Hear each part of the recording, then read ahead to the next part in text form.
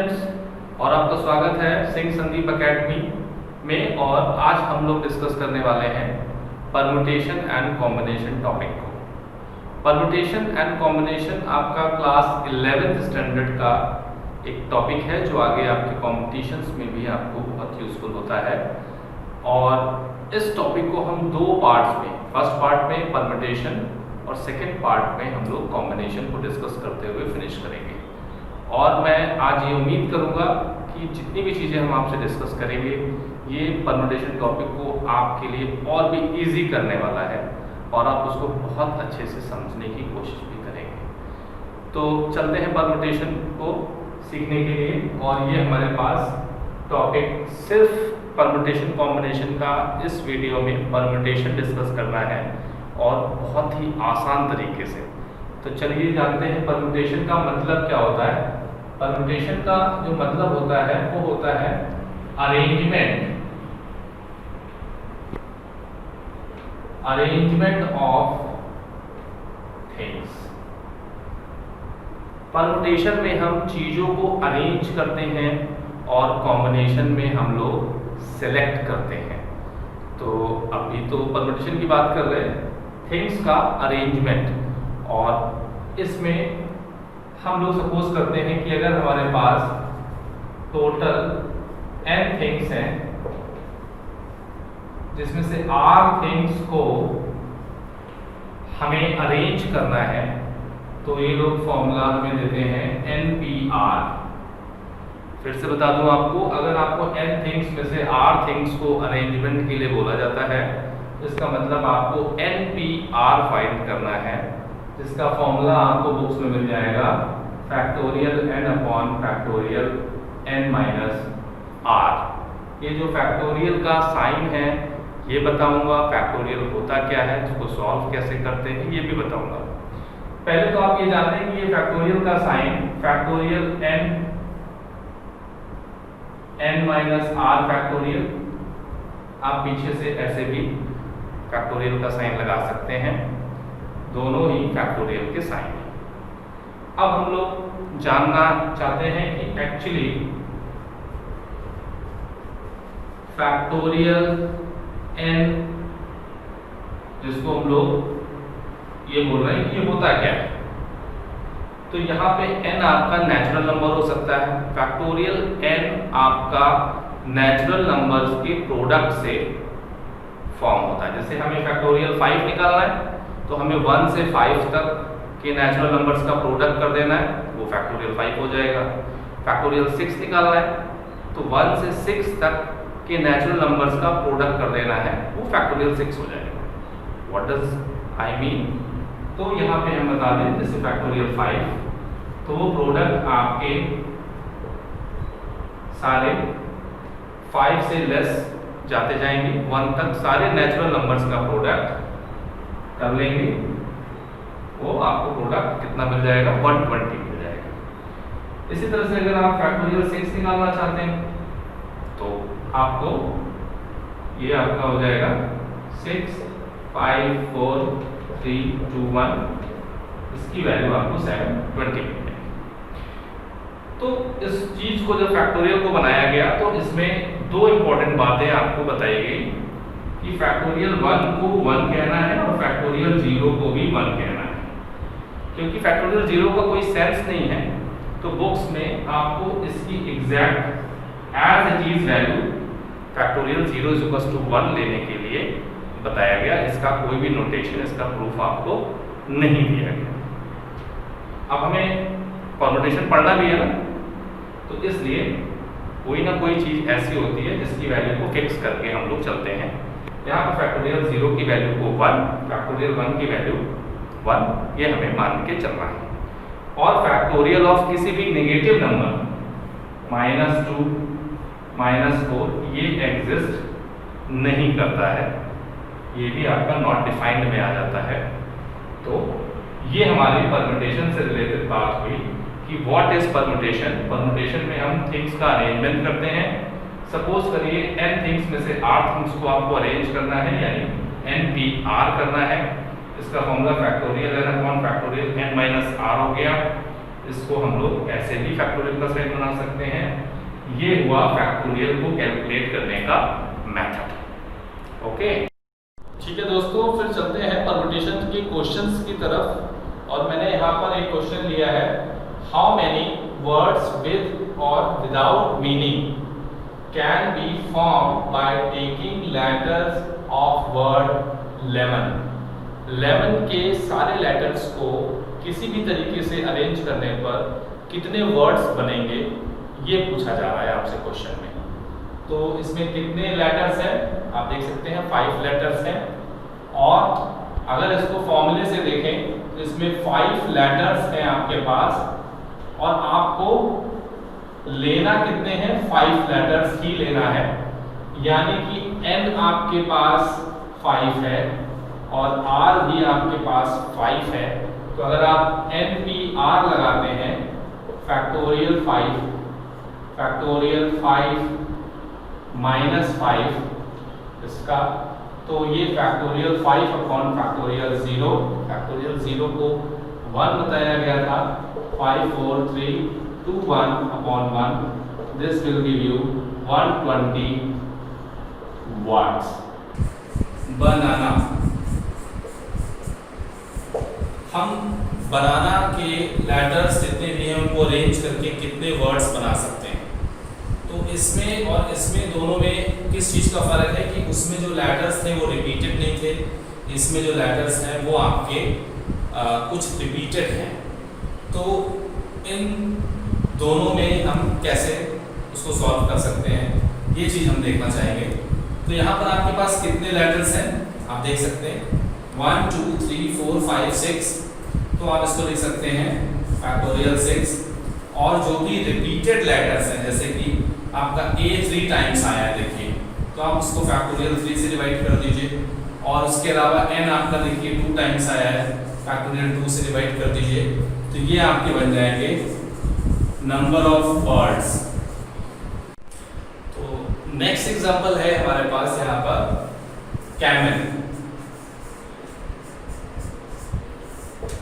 और इससे related question ये है कि how many words can be formed by taking all the letters of the word camel in which all vowels come together. सारे vowels एक साथ आने चाहिए।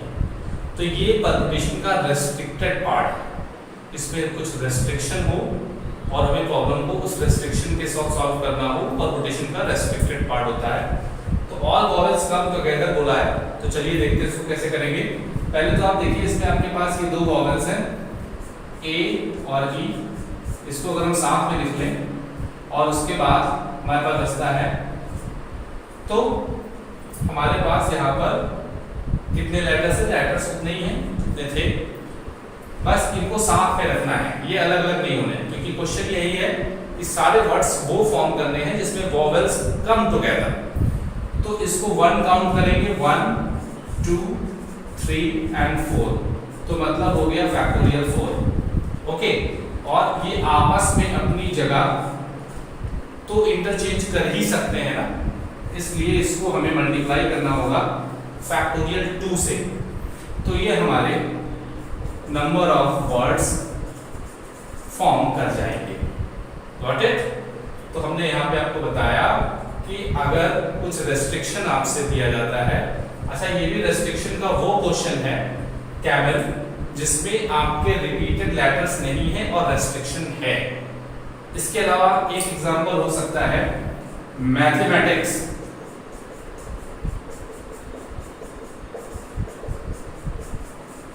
मैथमेटिक्स में सारे वॉवेल्स एक साथ रहें और हम इसके कितने वर्ड्स ऐसे बना सकते हैं।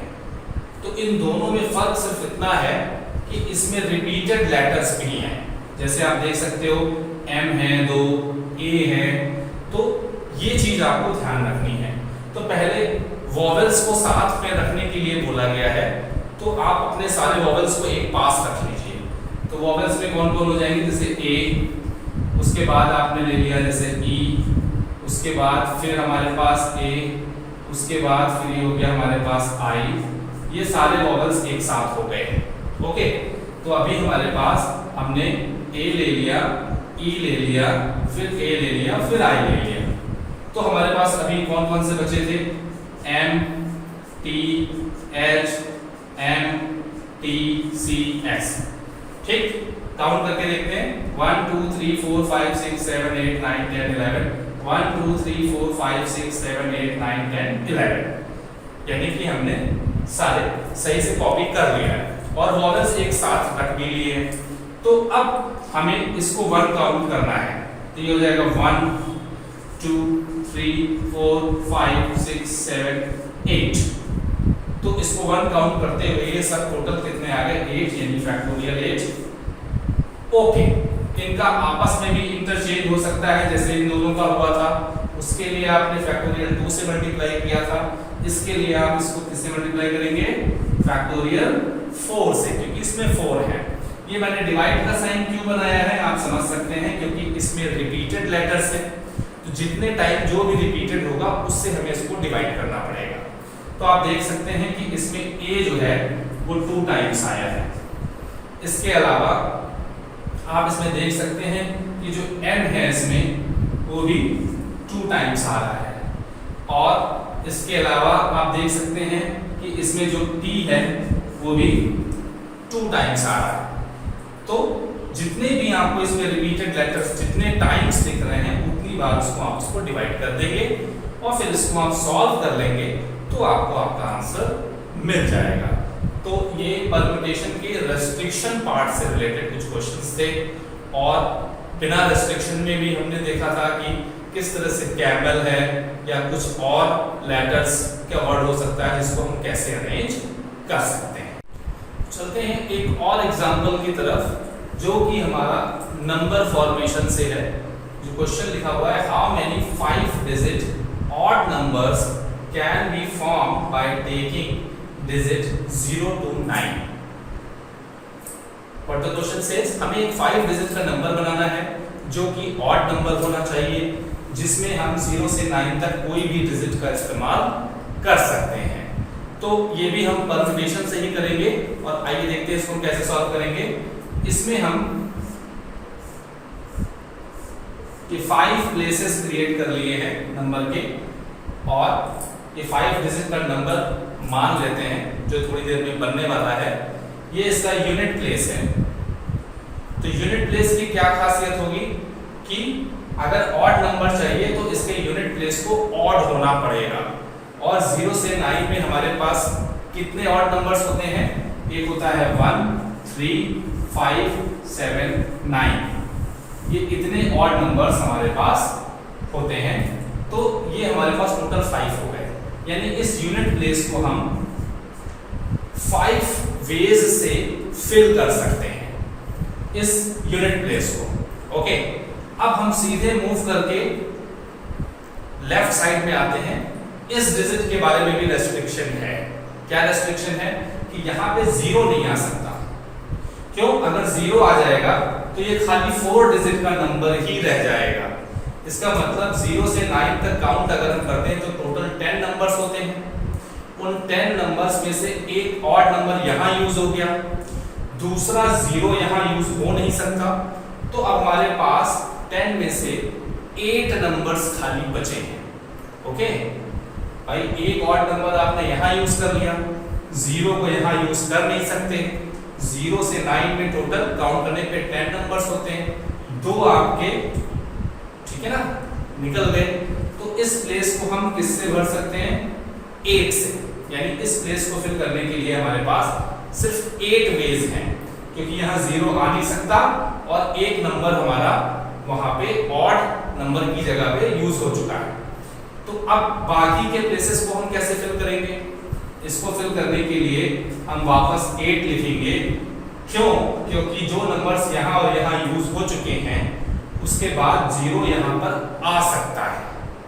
तो ये वापस 8 हो जाएगा, लेकिन आगे जब बढ़ेंगे तो वो 7 हो जाएगा और फिर यहाँ पर 6 हो जाएगा। तो अब आप इन सब को मल्टीप्लाई कर दीजिए इस तरह से और आपको आपका आंसर इतने नंबर्स जो फॉर्म कर रहे हैं वो मिल जाएगा। तो तो आशा करता हूँ कि आपको परम्यूटेशन का ये जो फर्स्ट वीडियो है बहुत अच्छे से समझ में आया होगा और इसी से रिलेटेड क्वेश्चंस आपको एक्सरसाइज में मिलेंगे, तो आप इसको खूब अच्छे से प्रैक्टिस कर लीजिए। और अगर आपको कोई क्वेरी हो तो मेरे चैनल पे मेरा व्हाट्सएप नंबर भी है, आप उसके ज़रिए मुझसे पूछ सकते हैं। तब तक के लिए